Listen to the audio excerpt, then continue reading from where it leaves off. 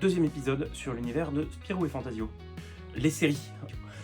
Donc en premier, il y a la série principale qui s'appelle Les Aventures de Spirou et Fantasio, qui a déjà 57 volumes, et dont le premier volume date juste d'après-guerre.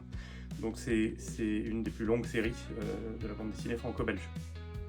Deuxième série dont on va se parler, Gaston Lagaffe. Déjà 22 albums à ce jour, avec la nouvelle nomenclature. Et très récemment, un album est sorti, le 22 donc, par Delaf. Donc ça y est, c'est enfin l'émancipation de son auteur principal qui était Franquin.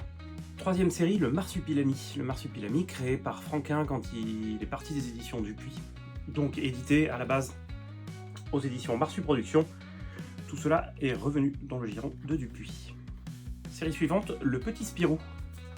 Créé par Tom et Jean-Ry, alors qu'ils étaient actuellement auteurs de la série principale. Ils ont décidé de sortir des petites planches de gags sur la jeunesse de Spirou.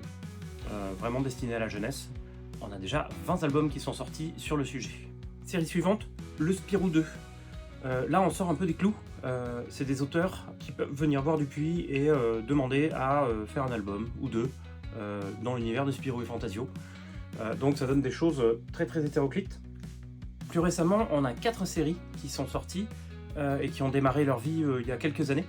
En premier, Zorglub, qui est sorti en 2017, qui se concentre donc sur le super méchant un peu bête et sa fille.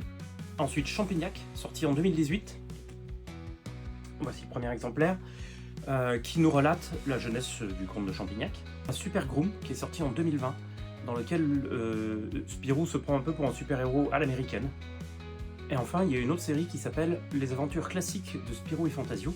On en a déjà vu un tome un peu plus tôt sur la chaîne. Et cette série essaie de revisiter l'âge d'or de Spirou et Fantasio, c'est-à-dire les années Franquin. Alors en plus des séries, il y a des one-shots, comme La Bête. On va s'arrêter là, parce que sinon on n'est pas sorti. Et puis surtout, j'ai qu'une minute pour raconter mes histoires. Mais il faut savoir que c'est un univers qui est un peu, j'ai l'impression, en pleine expansion en ce moment. Donc affaire à suivre. Je pense qu'il y a beaucoup de choses qui nous attendent.